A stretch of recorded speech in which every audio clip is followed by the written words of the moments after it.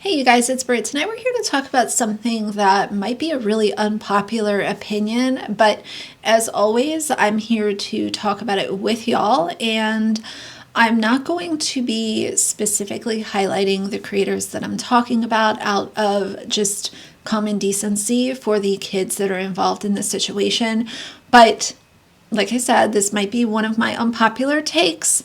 Hopefully we can have a conversation about it. So before we get into the video, I do need to place a trigger warning. We're going to be discussing the very general topic of childhood essay. I'm not going to be specific in any way, shape, or form, but I do realize that is very upsetting and triggering for some people. So if you're not in the place to take in this video, then please watch something else. But if you're interested, please keep watching.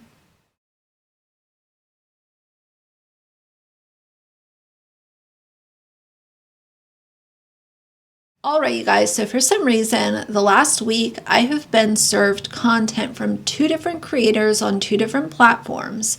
One was on YouTube, one was on TikTok. Both of these creators have a decent following. You know, we're not talking about super small micro channels or anything like that. They've got a pretty good following, and that means obviously a lot of eyes on their videos.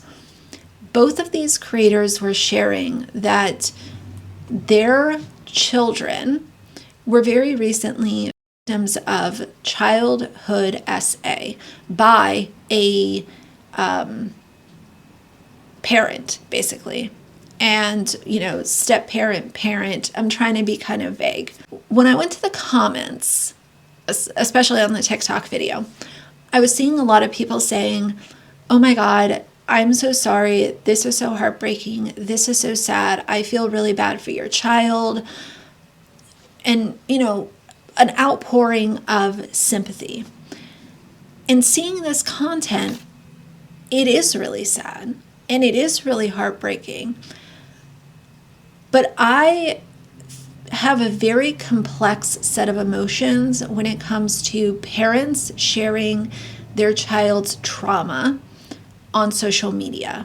I understand that there can be an awareness aspect to this conversation where it's like, I'm a parent. These are the signs that I was seeing before this was discovered. I'm a parent. This is how I'm helping my child go through this traumatic event. There is that side of awareness, but then I also think of, would I want my parent, having shared something traumatic that happened to me as a child, especially something so sensitive, with social media before I even have a chance to fully process it, you know, have a more mature brain so that I can think through the impact that this might have on me for the rest of my life, and also the impact that it might have on my parent that went through this. I feel like this content should not be put out. If it's happening to you and you're a consenting adult and you're ready to share your story, I am here for you doing that. But I think it's a red flag when it's a parent sharing their child's essay. Even if it is veiled in awareness, an FYI.